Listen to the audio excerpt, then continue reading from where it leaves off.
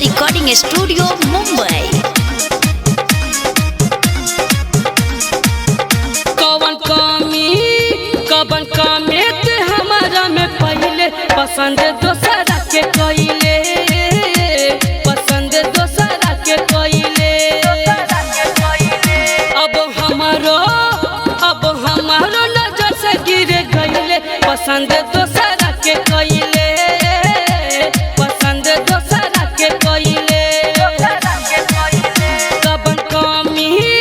कवन कमी ते हमारा में पहले पसंद दोसरा के कोइले पसंद दोसरा के कोइले पसंद दोसरा के कोइले। गरिमा रिकॉर्डिंग स्टूडियो मुंबई।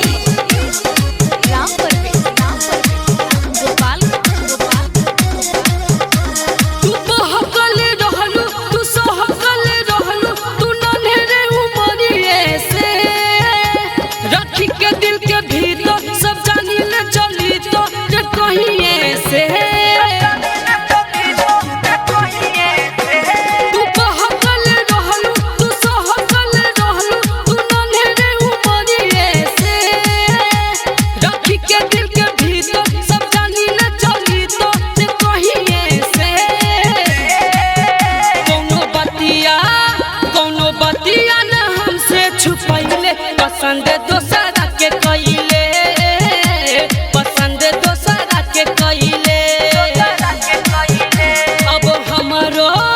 अब हमारो नजर से गिर गइले पसंद दोसरा के कोइले पसंद दोसरा के कोइले।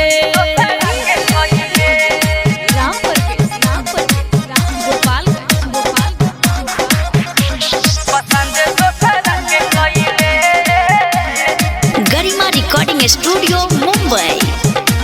बनी के बेवफाई तू दिहले दुखाई ई दिलवा के तू समझ न पइले तू मती में मिलइले ई प्यार वाला फिलवा के बनी के बेवफाई तू दिहले दुखाई ई दिलवा के तू समझ न पइले तू मती में मिलइले ई प्यार वाला फिलवा के प्यार करी के विकास के भूलइले पसंद दोसरा के कोइले पसंद दोसरा के कोइले कवन कमी ते हमारा में पहले पसंद दोसरा के कोइले।